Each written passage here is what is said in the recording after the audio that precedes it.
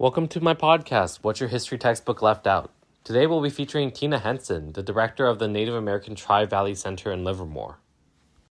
So my name's Tina Henson. I am Lakota and Dakota. Lakota from Rosebud, South Dakota. Dakota from Spirit Lake, North Dakota. I was born and raised here in the Tri-Valley area, Pleasanton, Livermore to be more exact. What else? I went to school here in Livermore, graduated from Livermore High, and my grandmother was the program director for this Tri-Valley Native American Center. So not only was I raised in the program, but I got to see her firsthand do everything.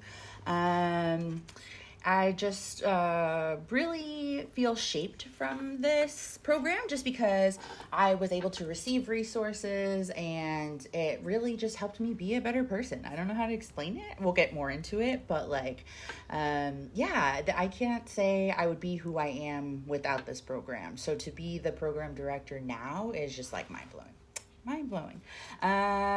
Definitely, yeah. I think we could go into what the program covers. Oh, yeah, and definitely. Your role in the program.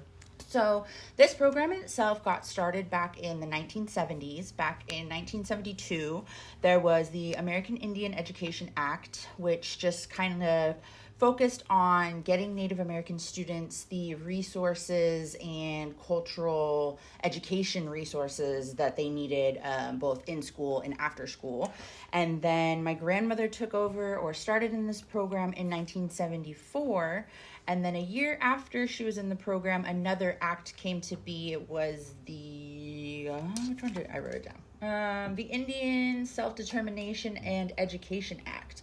And that just furthered providing opportunities to tribes to contract with districts and federal grant programs so that they could provide which educational materials they wanted to be taught to the students and which ones they thought were getting out there. So just in general, the 1970s really opened up a lot of the doors for Native American resources, and my grandmother was thankfully firsthand right there through it all.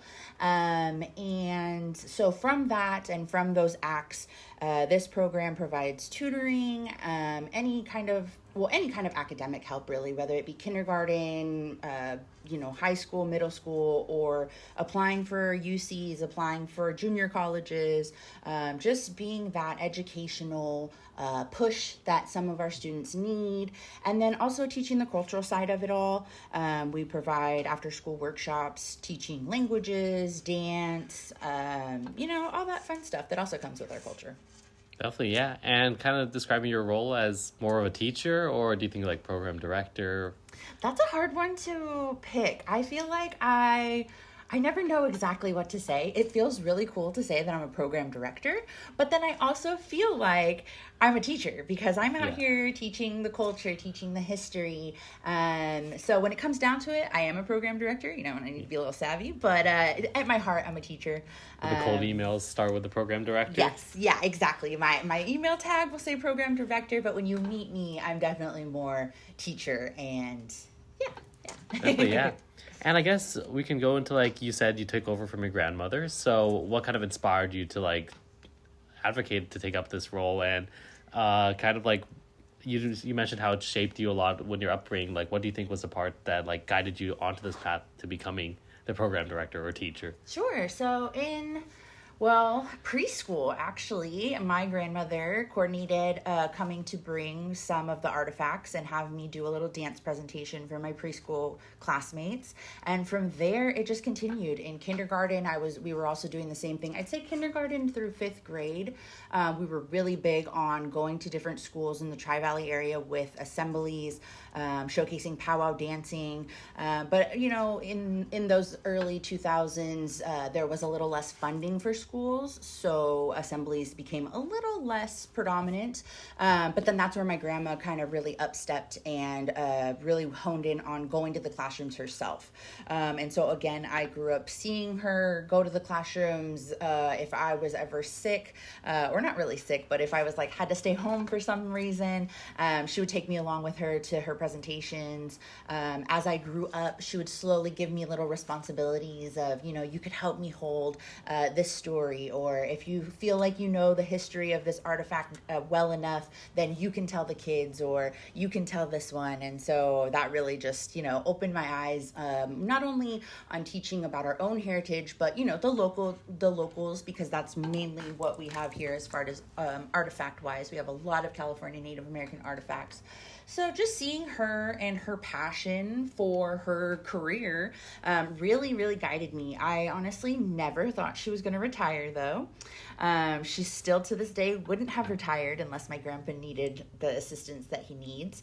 And so when it came time for me to step into, applying for this job, I was thrown. I was like, are you sure? Are you sure you're finally retiring?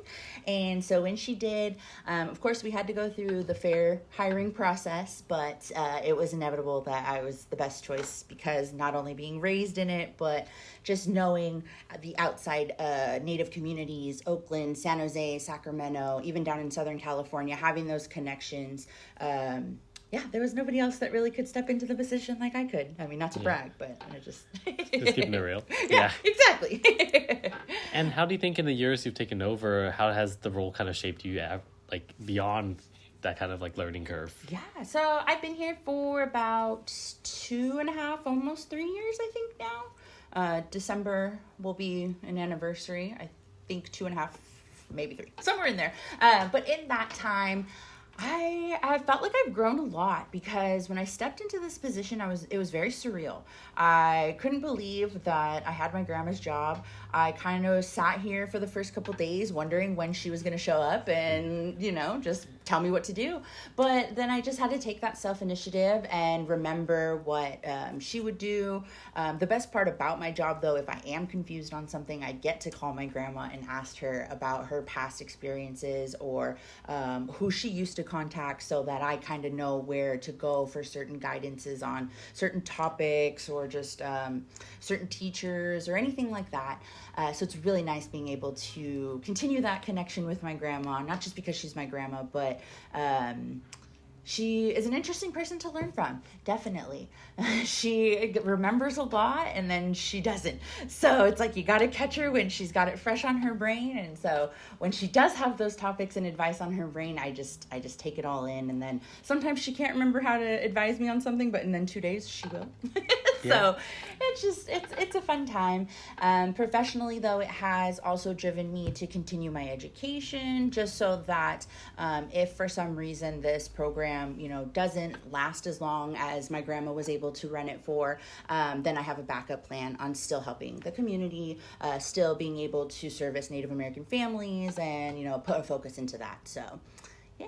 Definitely, yeah. And kind of in kind of this like entire experience so far, what do you think is like the most memorable like moment for you, or like teaching moment? I think my first Indigenous Peoples Day, downtown Livermore, that was kind of my first like, this is your job moment. It's one thing doing the classroom presentations. I kind of feel like that was almost second nature. Those, they're like the back of my hand. I've memorized the stories of all of these artifacts since I was in elementary school. But hosting Indigenous Peoples Day in downtown Livermore is just such a larger scale event, with planning vendors and entertainment and making sure that it's still educational. So just knowing that my grandmother ended her last Indigenous Peoples Day with such a success, and then me being able to take over and continue that success, was just such a humbling moment. Also, just kind of stepping into this job in general was like my, I guess, most memorable kind of time, because to my knowledge, I think I'm the first kind of family legacy to take over after a family member. At least that's what Alan Waters says, so I'll trust him. But yeah, so it's just, there are a lot of these times with these Title VII programs, there's a lot of turnaround, that not everybody sticks with the program, I guess you could say, or some districts don't always stick with the program as well. And so just being able to continue that family legacy is also very memorable and motivating, I guess you would say. Definitely, yeah. And kind of more on a day-to-day, like, walk us through what your regular day would look like. Sure. So I am lucky enough that I live right across the street. So around 10 a.m. is when the Native American Center opens every day.